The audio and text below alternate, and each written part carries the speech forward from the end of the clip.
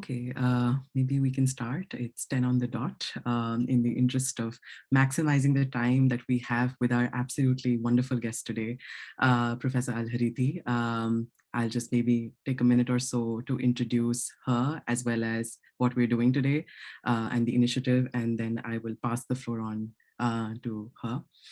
So thank you everyone for joining us for the third session of the Neoliberal Heritagescapes workshop series, which has been organized under the umbrella of the Stanford Global Studies Research Workshop Initiative. We are very, very glad to have as our co-sponsors for this event, the Sohaib and Sara Abbasi program in Middle East in Islamic Studies at Stanford, who very graciously are on board for this session today. So with this series, what we're hoping is to bring to light scholarship around the world, prominent, important work that's being done on conflict and post-conflict cities from the point of view of looking at urban settings, looking at architecture, looking at heritage questions, political questions, and how these intersect with questions and concerns of stakeholders on all levels of society, whether it be the government, citizens, NGO participation, and private work that's also being done. And as a part of that, today we have amongst us Professor Howda al-Harithi from the American University of Beirut. And just a little bit about her before we get started. So she's the professor of architecture and urban design at the American University of Beirut, where she's currently serving as the founding director of the School of Design. She holds a Bachelor of Architecture from the Argonne School of Design, a Master of Science in Architecture from MIT, and a PhD in History of Art and Architecture from Harvard University. She's also Research Director at the Beirut Urban Lab. Her research focuses on urban heritage with emphasis on the theoretical debate on heritage construction and consumption related to identity building and post-war reconstruction in the Arab world. Her current work conceptualizes urban recovery in relation to processes of historical editing, urban trauma, and protracted displacement. She's very widely published with over 50 articles, book chapters, and reports in leading journals and refereed books. She's the editor and contributor to Lessons in Post-War Reconstruction, Case Studies from Lebanon in the Aftermath of the 2006 War, and a forthcoming book entitled Urban Recovery, Intersecting Displacement with Reconstruction. I think that book is already out. Yeah, since the bio was written, yes, it's been out. My apologies, but in case you haven't checked it out, please do. And with that, today, Professor al-Harithi will be talking more about the Urban Lab's work in Beirut. And with that, I will pass on the floor to you. And thank you once again for taking out the time in your immensely busy schedule to be here. So just a small round of applause and Thank you.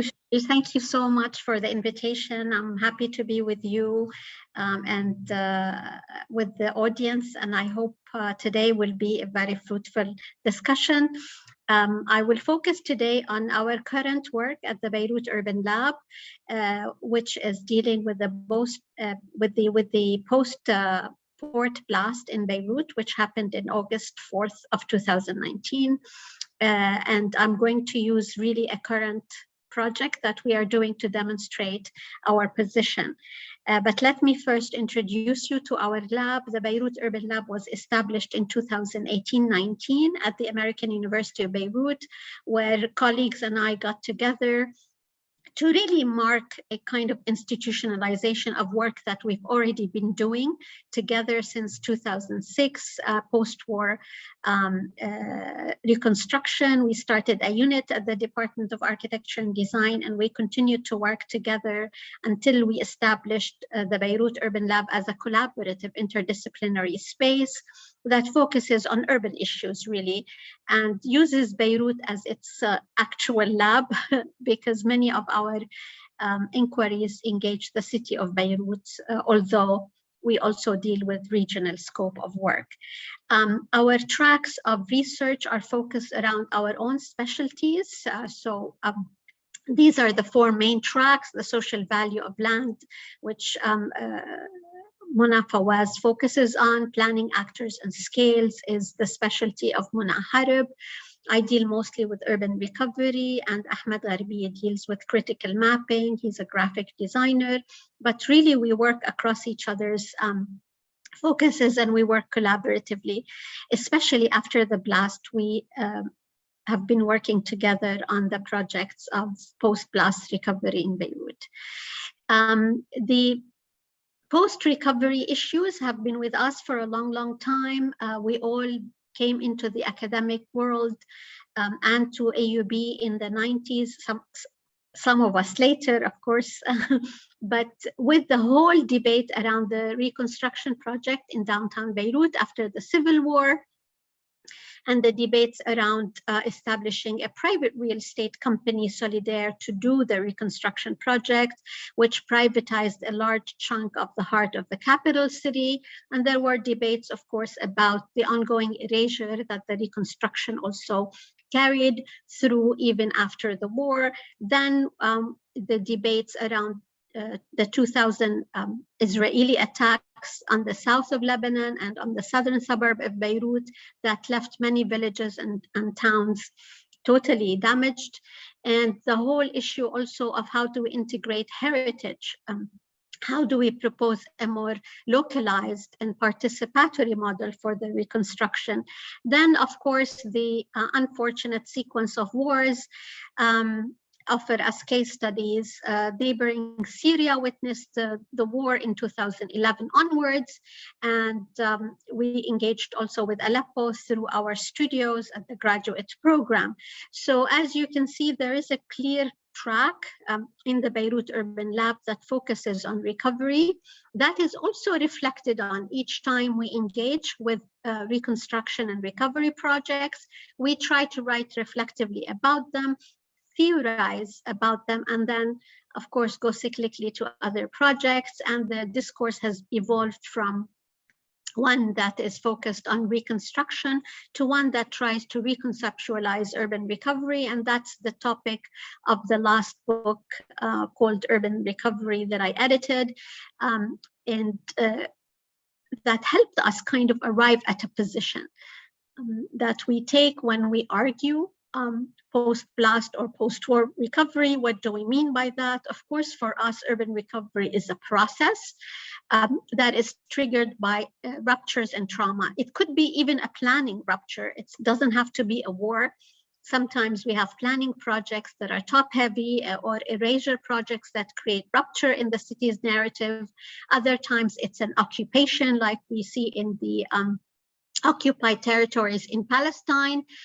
And so on. So we believe it's a process that's triggered by these types of ruptures. And we really conceive of our work or of recovery not as a post-condition, not something that, returns you to the pre-blast or pre-war condition, but rather, nor is it physically bounded. But it's something that is injected with issues of displacement, politics, power relations, and all of that. So when we respond to a project that is a recovery project, we're always thinking of all the vulnerabilities and the injustices that have accumulated on the particular site of recovery, and not the moment just before. And we work towards a people-centered, heritage-led, and place-specific project. So part of our work is also implementation, proposal of projects, strategies, policies that work towards recovery. Of course, this position was presented in a conference. Our annual conference is called City Debates, where we presented that position and asked the guests to reconceptualize recovery. We all know that this notion of recovery has been emerging both in post-disaster discourse and post-war discourse. The post-disaster discourse put recovery as an alternative to reconstruction, but there was reconstruction that's physical, recovery that's socioeconomic. I think the more and more the discourse is evolving, it's evolving to a more holistic approach of recovery that is spatial, socioeconomic, as well as environmental, even at times. So the book was an invitation to reconceptualize recovery. Observatory and put forth multiple propositions to the work that we do, but also many of our partners and scholars that we know and networks of people who were invited to the conference. We didn't know that immediately after the conference, we would go through another trauma and Beirut would face a really major destruction due to the port blast of August 4th. And that left the city center and many of its peripheral neighborhoods in utter damage. As you see from these pictures, the port is actually in the center of the city. It's an extension of downtown. It's the historically the nucleus around which Beirut grew. So it is really in the middle of downtown and impacted many of the neighborhoods all around it and caused major destruction, displacement of people, destruction of property, destruction of many heritage neighborhoods that have French mandate, Ottoman architecture, but really what we call a heritage landscape, not only heritage buildings, but the whole historic neighborhoods form a heritage urban fabric. The loss was too grand, and of course people moved in, and again we found ourselves in the same condition, sadly enough, that we found ourselves in 2006. The state did not at all present itself as a major actor or led in a strategic recovery project or had any strategic plans. So people were left to themselves, cleaning the streets, cleaning their apartments, helping each other, offering food. NGOs and INGOs moved in, established locations in the different neighborhoods that were impacted in total absence of the state. Not only that, but this time it's even a more exacerbated condition where the state was absent, but the funding was also absent. Before, many donor countries would channel money through the government, but because of the corruption and the issues around the government, donor countries refused to channel money. So you had a unique condition again in which we needed to operate. So we did not want to repeat what was done, which was mainly short-term humanitarian and emergency aid, which most of the local and the international NGOs ran. We wanted to think long-term. We wanted really to put our position to test and see what is an urban recovery under these conditions. So we applied for a grant and we worked on 3 tracks that are interrelated. We established the Observatory of Reconstruction. We thought it was very, very important to consolidate data, share data for many people who are working, map the different actors, create a site that centralizes all these efforts, because there was total absence of coordination and there was not enough data for people to use. Even a map of Beirut was shared by the Beirut Urban Lab with the Order of Engineers, with the Army, with many of the actors that were trying to deal with this trauma. A second one was a neighborhood scale urban recovery, which is what I will focus on next. And the third was a larger scale envisioning the city with colleagues throughout the world. I'm going to focus on one of these projects, which is a neighborhood scale recovery project, which I led with a team of researchers from the Beirut Urban Lab, and it is the neighborhood of Karantina. And the neighborhood of Karantina was, of course, impacted by the blast very badly because it was only 600 meters from the epicenter of the explosion. Karantina is a neighborhood that was established as a quarantine in the 19th century, then grew to be a site of refuge. Many refugees established themselves there, the Armenian refugees, Palestinian refugees, now Syrian refugees. Neighborhoods grew there, the site was urbanized, but it remained quite marginalized and stigmatized. So it was, if you want, a site of multiple traumas, including the last trauma during the Civil War. You had a massacre there between the different sectarian groups that were fighting.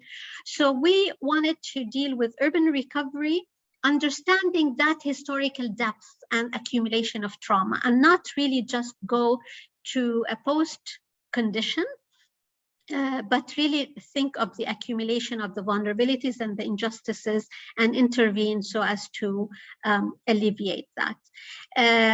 The Karantina as a neighborhood has residential component, has industrial component, and you can see the level of damage that was incurred both to Lebanese families and Syrian refugees who had just arrived there and started also moving again and being displaced to another site. So we thought that the best approach here would not be to think of a master plan, but really to think of the alternative, which is a strategic recovery framework. And we were experimenting with the CDS, which is City Development Strategy, or what some countries call USUDS, Urban Sustainability Development Strategy. And we combined it with citizen scientist training because we wanted really a bottom-up approach. We wanted a participatory approach, and the CDS is very participatory as a methodology, but we added to it another layer, which is the training of the citizen scientists or local researchers who accompanied us through these 5 steps of the strategic framework, from the neighborhood profile to the diagnosis, to the design of a strategic framework, to the authoring of action plans, and then monitoring systems. So, and these are the kind of methodological framework. The CS engagement is really important for us as a methodology because we really believe in research being conducted and consumed by local researchers. We believe in sustainability of a capacity building project to any engagement that we have. So we recruited and selected the citizen scientists, trained them in ethics and research tools, and engaged them through the multiple stages that I will go quickly. This is the training of the local researchers. Of course, we were keen on having a diverse group of men and women, old and young, educated university-wise and less educated, so that we can reach to different networks within these neighborhoods. I'll take you quickly through some of the steps. Of course, you start any project by setting it up, conducting a reconnaissance, and we started really observing and assessing the situation on the ground. Who were the actors? We coordinated with all the actors in Karantina, and we kind of mapped who are the ones who are thinking long-term, right? So that we can partner, complement them, coordinate with them. So there was a huge part of our work on that front. But also it was very important for us to take time to establish the entry points to the community. To talk to them, chat, visit, introduce ourselves, get to hear about their stories and what they're going through, just building what I call trust. Because if you want to work on a participatory project, and if you want it to be long-term, you have to understand the landscape of these people. They're survey fatigued. They are interviewed by many people who promise to give them things and not come through. So you really have to approach it very carefully if you want to work with them. We identified the partners and actors on the ground that we can work with long-term, held coordination meetings on regular basis, and then moved into the project proper. So the phase 1 was the neighborhood profile. So we collected the preliminary data. Much of that data really relied on people's own narratives and understandings and interviews rather than just collection of numbers. So from the very outset, we were listening to these people, trying to identify the issues of concern from their perspective, not just from a planning or an urban academic perspective. We wrote up the profile because that really helped us identify what we call the transversal issues. The profile relied on preliminary data, was funded by ACTED. We understood the housing situation. We understood the kind of socioeconomic profile of the people, the employment issues, and we came up with what we call the 5 transversal issues that a CDS relies on, because a CDS does not go by sectoral analysis, but rather transversal analysis. These are the 5 issues that we came up with that are critical and key to the recovery process, including affordable, inclusive housing, and the connectivity issue of Karantina, both spatial and socioeconomic, its vitality and development, as well as environmental quality. And we started then the strategic diagnosis, which I will just kind of brief you on. Each one of these was backed up by evidence-based research, data collection, in which the local researchers were involved, including household surveys with all these findings about the education level, about nationalities, about the repairs that took place and whether they received compensation or not, to businesses that were also threatened by the blast, because many of these businesses were related to the port where the blast happened and the port was closed. So they were threatened also in terms of survival and sustainable operations. We understood also the conditions of repairs to these businesses and who supported them, and most of them were really self-renovating their own businesses. Much of that was done through also town hall meetings with the community in the public park that was in Karantina. We met the whole town and we invited them to these large debates and discussions, but we also invited them to focused discussions, thematic discussions, 5 thematic discussions, each one around one of the 5 transversal issues. So we used it as part also of our diagnosis, and the local researchers helped us organize these, identify the people to invite and moderate the discussion. Each one of these, of course, transversal issues came up with findings, very key findings. Housing, of course, which was affordable, and Karantina was known to provide affordable housing near the city center, but sadly enough, there were evictions because of renovations, and there were displacement, and there were rent hikes. Informal contracts were not protecting the tenants, so we looked at the composition of ownership and tenants. Actually, 80% of people are renting, so it makes for a very volatile situation. We also looked at the issue of socioeconomic and spatial connectivity of Karantina, because Karantina, as I said, was always stigmatized.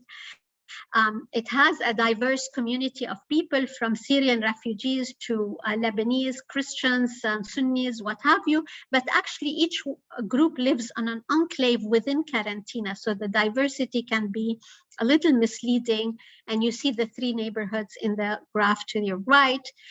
So it has disconnectedness from within, but there are all these infrastructural breaks from the highway to the port to the river that separate it physically and geographically from its surroundings. Its own vitality, cultural and economic vitality, was also threatened by the blast, and many of the businesses had to close and move out or find other locations. The sustainable development of the area was looked at closely. The area is like frozen in terms of development because of many factors, including militarization. The army has occupied a big chunk of the lands there. Much of the land is also being frozen due to projected future projects like the Lenore project and so on. The environment is also a big issue there, because the waste management and dump is in Karantina, and it's affecting the people in Karantina heavily. So we had to look at the environmental factors, assess the environmental quality, and really then take all these findings and go into the design of the strategic framework. That's where we are today.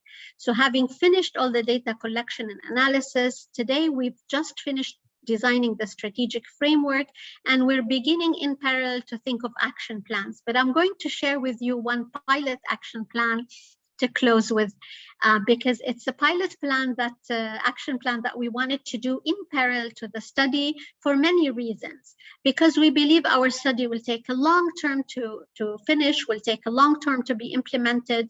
And we thought that part of the trust building with the community was to do something visible and tangible for them.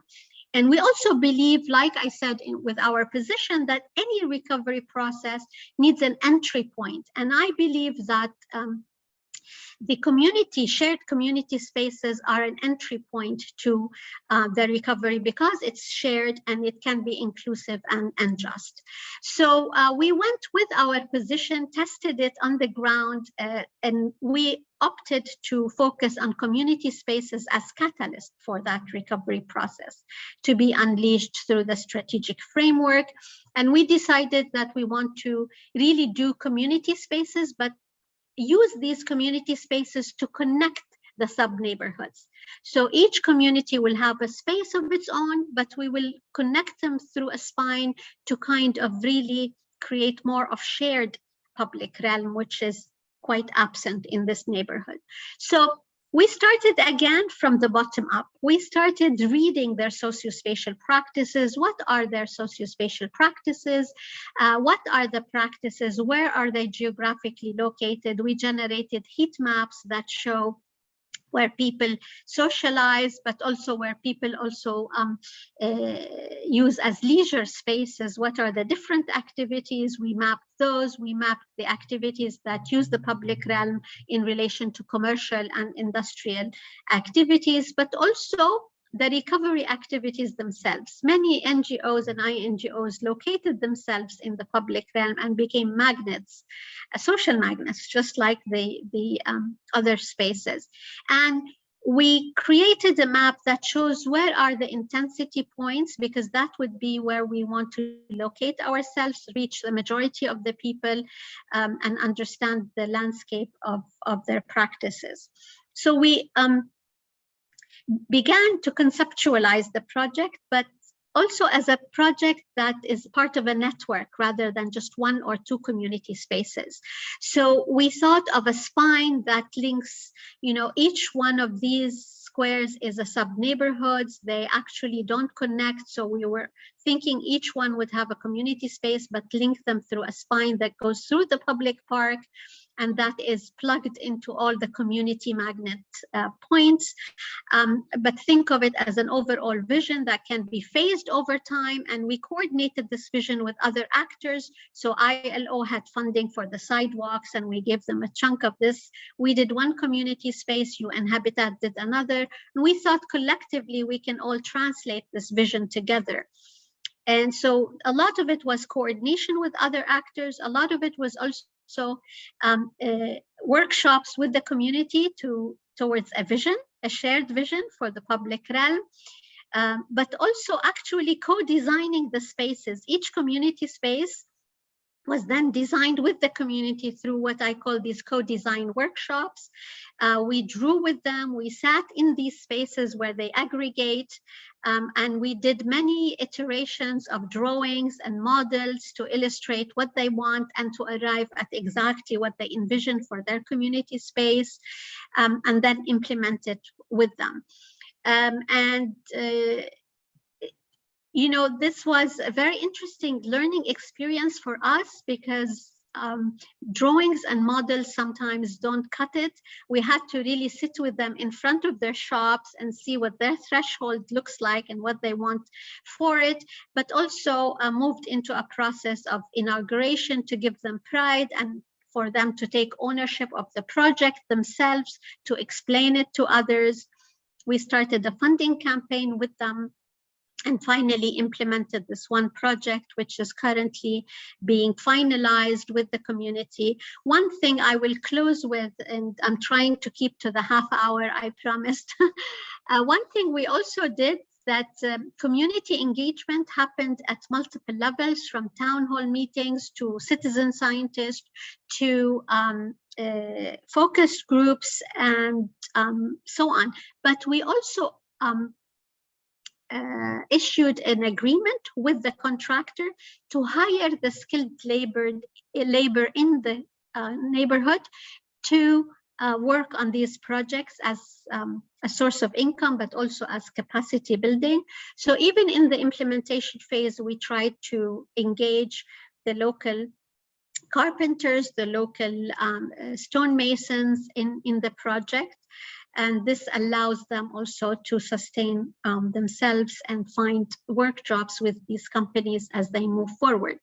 I will close with this image that you are seeing here with the caretaker of one of the oldest trees. Again, because these are spaces people are used to, and we're only enhancing them so as to sustain their socio-spatial practices rather than impose new modalities on them. I will conclude with this image. Thank you so much and welcome any discussion or questions. Thank you so much, Professor al-Harithi. That was absolutely wonderful. And I do have a bunch of questions. I'll start with one and maybe then also give the audience a little time to think with. I know, oh, I see there's already a hand up. So yeah, Professor, if you want to go ahead and ask your question and then I'll ask mine. Yes, thank you so much. That was a fantastic talk. I've learned so much from it. I am just, obviously, I mean, I have very little knowledge of this field and of this area. So I'm just trying to wonder, so in terms of recovery, in terms of community building, you know, all these discussions that you have mentioned and the reconstruction process. So how is it different? Like, I mean, I'm just trying to think that the different kinds of traumas that are have been at play, whether it's sectarian war, whether it's you know, a displacement because of some other kind of violence, and more recently because of that terrible blast that took place. So that the different kinds of traumas, the different kinds of tensions within the community that they must have generated. So how the recovery process or the discussions about that community building process is impacted because of what's causing that displacements or what's causing that trauma in the first place. So I'm just wondering if you could answer that. I'm not sure I understand the question, but I think you want me to talk about how this recovery project deals with previous traumas, right? Yes, and also because like previous traumas were a result of a fraction within the community. Right? That, you know, whether it's sectarian or interreligious, or, you know, while the present one is more of, you know, yeah, it doesn't involve it doesn't put an onus on the community itself. Yeah, involves a corrupt government. Yeah. That neglected to take care of its citizens. Yes. Yes, I think one thing that we learned from talking to people, and it was something that you never think of ahead of time. We went in there to deal with the post-blast condition and to see how we can help the people and in a recovery process. But every single person we interviewed, almost every single person, talked about the civil war. They were still scarred from the civil war. And when they tell you the history of Karantina, they talk about the civil war, because there was a massacre there and many people were displaced. So I think there is this kind of weird notion of time. They never really recovered from the civil war. So every time you talk to them about recovery, that's the reference point that emerges before they talk about the blast itself. So they and the Lebanese in general, I found when we discuss reconstruction that it's always a sequence of things. It's never one reconstruction. I remember from 2006, the spirit, when I was talking to people in the South about reconstruction, they were saying, it's the 7th time I rebuild my house. You know, they almost take pride, and I don't want to say that, they almost take pride in this resilience that for us as scholars, yes, we appreciate, but in a country that has no government and infrastructure for recovery, you don't want this resilience, because it's as if it has been taken for granted and the people are taking care of themselves and the government is getting less and less engaged, right? So you almost wonder if this notion of social resilience is something that we should be more critical of. Because in Lebanon, because the people are so self-sufficient in places and they kind of fill the gap and the vacuum, and the NGOs and the academics that the government leaves behind, there's almost no accountability for the government to kind of jump in. So people rebuilt their houses several times over when we arrived in the south. And in this case, in Karantina, people were, when we arrived, were saying, no one is coming here to help us. Most of the NGOs are in the other neighborhoods that are upper income and that is invested with historic heritage landscapes. So they felt very neglected and marginalized yet another time. So, you know, this kind of community that's marginalized felt again hurt, felt again marginalized. And we had to meet their skepticism. They were saying, yeah, you just come and ask us a lot of questions and you will do nothing. And it's very hard in this kind of accumulation of trauma, accumulation of neglect and absence of government, you know, to build trust with the community and to start working with them, especially if you're an academic institution not known to have, you know, money, right? I mean, you're not an international NGO coming in to give money. You want to partner with the community to package projects, to get grants. It's a formula that even people are not used to. So we started experimenting and saying, okay, as a Beirut Urban Lab, what do we do in this situation? We don't also want to advocate for the NGOization of recovery, right? We don't want Lebanon, as my colleagues Mona Fawaz and Mona Harb argue, to become a republic of NGOs. So what do you do in this case? In Karantina, I tried to experiment with a small formula of, you know, a four-legged partnership with the academic unit, which is BUL, with the municipality to deal with one public actor who is immediately involved in this neighborhood, with the network of funding NGOs like Acted and others who helped us, and the community. So if the four of us work together closely in close coordination towards a project, this may be an alternative modality, right? Because I also learned over the years that we argue bottom up and participatory, but bottom up alone is not enough and top heavy is not enough. And that you actually need both approaches, and you need a multi-scalar approach to the problem. So you cannot deal with mobility in a neighborhood scale, right? You need to think city and beyond. So we've learned to navigate through this very tough and complex condition to work on smaller projects, but through this coordination of a public actor, an academic, an NGO funding agency, and the community. This is what we are doing now, and like I started with, we will see how that goes and then reflect on it again and theorize it, and etc. So it's a cycle of learning because each condition is really different, is totally different. I hope I answered you, but I kind of drifted somewhere else maybe. Yeah, no, thank you. Thank you for that. I think I'm going to jump in and ask my question. I do have a bunch, I think, but just before that, just wanted to kind of, as I was thinking through when you were speaking, I think I particularly appreciate like the aspects about as people or as academics who are invested and interested in an applied approach or an impactful approach rather, even if sometimes it works or it is applied in different ways. Some people write about it, some people are policy consultants, so there are different ways of engagement with it.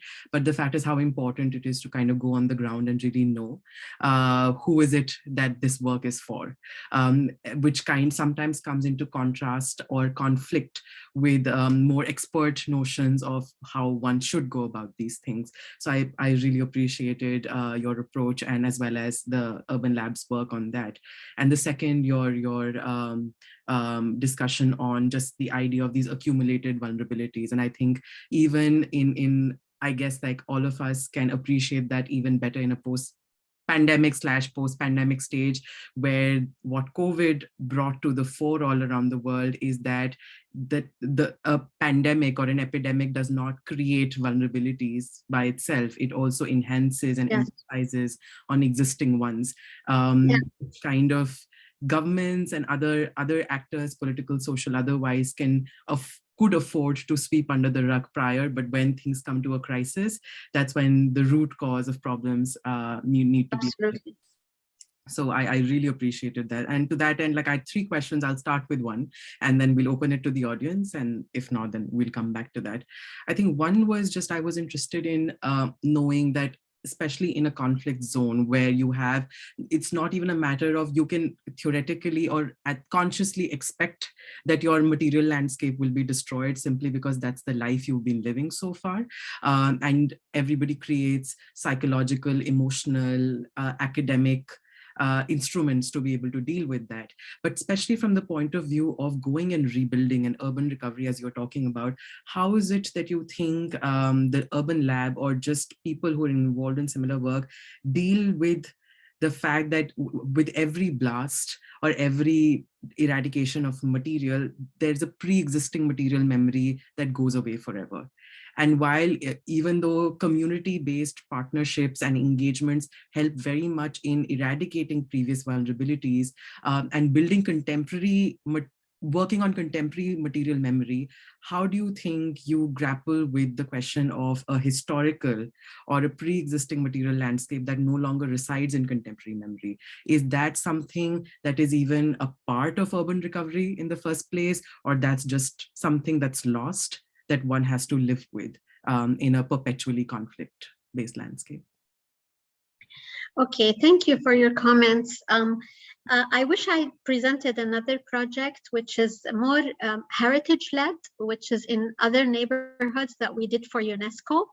And it is a recovery that is really concerned with the heritage layer. And we use the HUL approach, which is the Historic Urban Landscapes approach, in documenting, for the first time in Lebanon, modern heritage and landscape heritage, all intertwined into historic landscapes. And I think I cannot talk about it because you really did not see the project, but I think each project or each recovery has an entry point to it. And it's very important that this entry point, whether it's the open space network I shared with you or heritage, for it to be a shared entry point, because if the recovery is not inclusive, it could never be just or address the vulnerabilities that go way back. So, and part of the shared notion is memory, right? And I always say that recovery for me sometimes can be reduced to reconnecting people with place, because the memory here, your spatial, your social and cultural memory of a place is really important, because you can rebuild but disconnect that memory. And for recovery to be truly a social recovery, right, memory plays a very important part, and memory is one of those shared entry points. We did in Karantina a very interesting experiment. We created an interactive platform where people can record their own history of Karantina, so that we create a pluralistic kind of narratives and to try to override the stigmatized dominant narrative. And whether in sound bites or drawing or actual objects that they gave us. And this was a digital platform that we did towards kind of egalitarian archiving and oral history. And we thought this experiment would at least kind of show us, how do people remember this place? What are the memory narratives? And it was really interesting for us to see how they all remember or narrate Karantina through its relationship with the sea, for example, which is no longer there. So again, it's not about the immediate condition before the plus, but it's something that was way there. Their understanding and spatial and social memory of Karantina is that it's a neighborhood by the sea. So we found that we are recovering their memory in a way or another. But I strongly believe that you can only reconnect people to place by recovering that memory and use it for their future. How do they envision that recovery? How do they imagine their future to be? And this was done for another project called Imagining Futures with the University of Exeter in Karantina. So again, it really depends what's the entry point to a holistic social recovery. As long as it's a shared entry point, whether it's memory or heritage or the public realm, and as long as you consider it an open process. This is one of the things we argue in the book, that you don't need to think of the recovery as an end physical product. It's an open process. And as long as it's kept open in the kind of Derridan sense of an open text and participatory, people will craft and write their own city, and they will find ways of bringing their memory into their understanding of the future. So I hope this again answers your question. No, it absolutely does. And again, I appreciate like how your approach is again very, very people-centered. It also reminded me, like as you were answering Professor Kasmi's question about like what kind of memories get left behind. Like one can go in with the idea that this is the trauma or this is the kind of memory that one would be associating with, but what gets left behind may be something sometimes in somebody's lived memory or sometimes not even in somebody's lived memory. And I recall again, like in the case of, for instance, the partition of India and Pakistan, or even Alfredo Rubel talks in the context of the Spanish Civil War, and how grandmothers and mothers also remember generational trauma, even if they've not lived through the event themselves, and how that is also instrumentalized in a way to create what matters to people at the end of the day, what kind of memories and places they hold on to. Yeah. So I really appreciate that. I'll open the floor for questions in case anybody had any, or else I'll ask my own. Okay. I just wanted to say that in Beirut, maybe to answer both you and Professor Qasmi before, that it was not only accumulation of traumas, but it was also multiple traumas at the same time. We had the revolution, then the blast of the port, then the economic collapse, and the political crisis all at the same time, and COVID-19. And I think it was a very intense moment for us to engage in such projects, and almost perplexing. But our approach was that we do multiple things, from data sharing to policy to advocacy to actual projects on the ground, like you said, with impact driven, and to really just give it our best and keep experimenting, because no formula was kind of going to work in this context of complexity. Right. No, absolutely. So my second question was with respect to, again, like you'd spoken about how is it that, especially in the most recent context, there's been no state presence. There's been no state presence, there's been no financial presence. So it's kind of gone down to citizen participation, as well as for bodies like the Urban Lab to be able to mobilize that.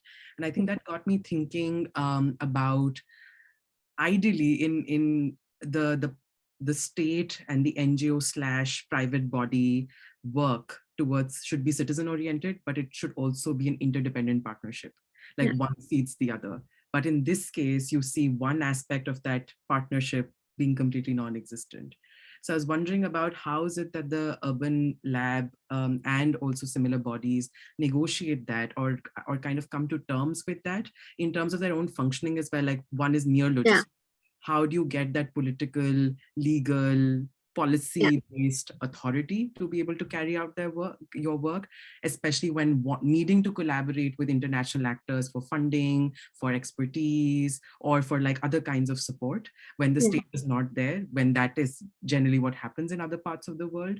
And kind of how is it that on a more, let's say, affective, anthropological, or more theoretical level, like how is it that this lack of partnership, does it create a different kind of model? Is it better when the state's not in the way, like it's absent, but it's also not in the way as it is in other places? Or is it, I mean, okay. Yeah, what do you think? Very good question, really, because we grapple with that question all the time. In 2006, we decided we will work with local governments. And it was much easier then. So the state was absent. There was no, state policy or strategy. So we worked with municipalities. Each town in the south or in the southern suburbs of Beirut, we worked directly with the municipality on each of the different interventions. And then we reflected on those in the 2010 book.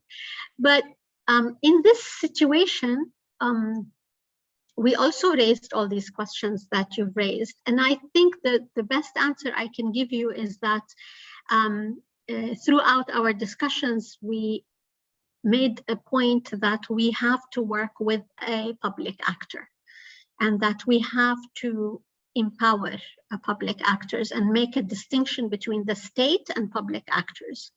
So my colleagues, for example, in the Beirut Urban Lab are working very hard to establish a planning unit within the municipality or the governorate of Beirut that operates at the level of the city, that is supported by advisors and that have experts engaged in multiple projects. So this is one example. Another example is the UNESCO heritage study that we did also.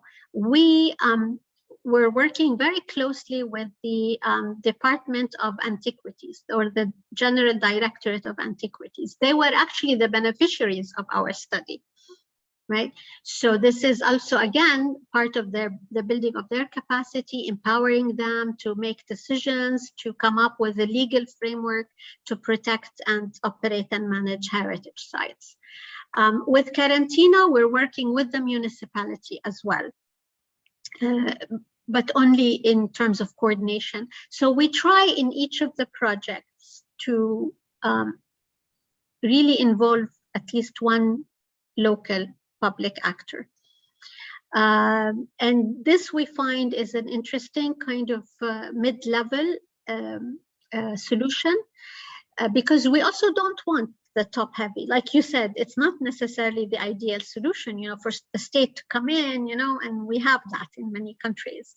We come with their master plans and impose them on everyone, and the people have no say. And I think the mid-range is really good, involving local government or public actors who are key for the issues, and then work with the people also in a participatory. We're trying to play in that zone, I think. And it's always an experimentation because Lebanon is a very small country, and it really depends on who that public actor is, what is their political allegiance, their access to funding, etc. And sometimes it's a great success if you have a really decent public figure who's running that particular office. But if it just doesn't happen to be one, then it becomes a dead end. So this is how we have been maneuvering, I think, to make that distinction between the state and public actors, to pick the right public actor for the right project and to partner with them. And I hope that works. We have to see how that goes.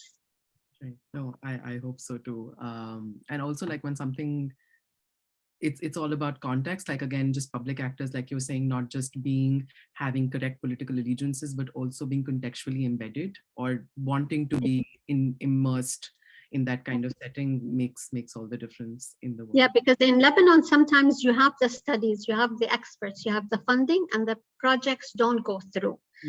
And the heritage laws are one of those, because there is no political will. Right. And so it's the context, like you said. Right, right.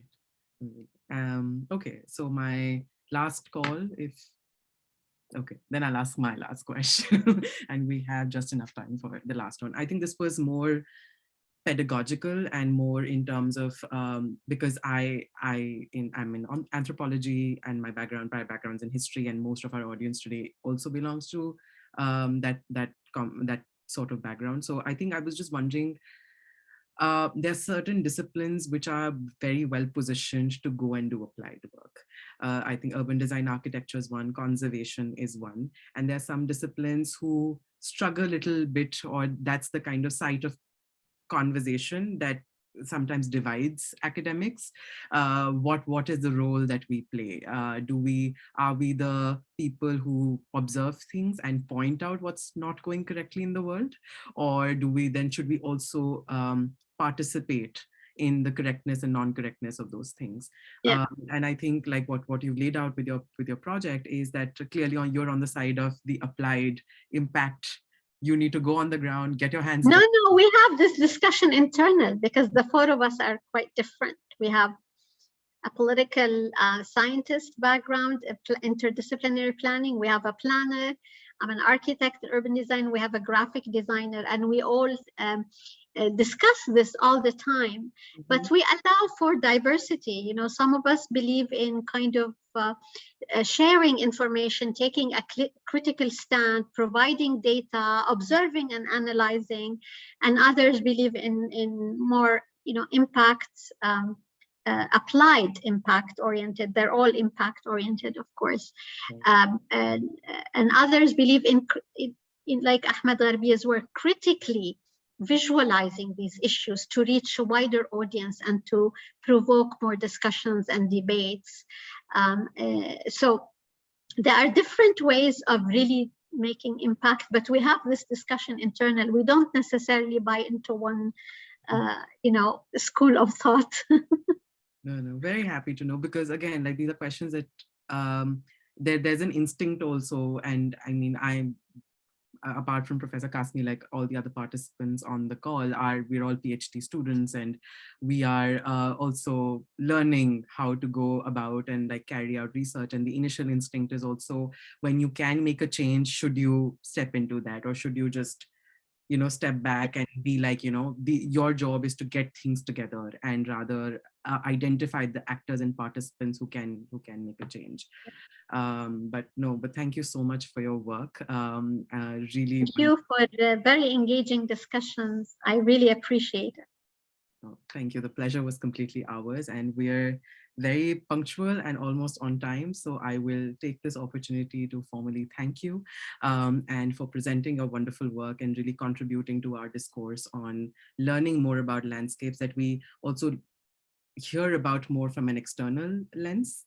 We hear about it more in terms of news articles and one line, let's say, pronouncements of what's happening in the world, but it's very good to know the hopeful, positive, and optimism oriented work that's oriented towards solution finding, and not only just. Yeah, I didn't want to depress you. In Lebanon, it's really a struggle every day to stay optimistic and forward looking, but I'm glad you read it this way. I'm very happy to hear that reaction. Thank you. Thank you. Thank you so much for your time. Thank you. Have a good day. Take good care. Bye-bye. Bye. Stop recording.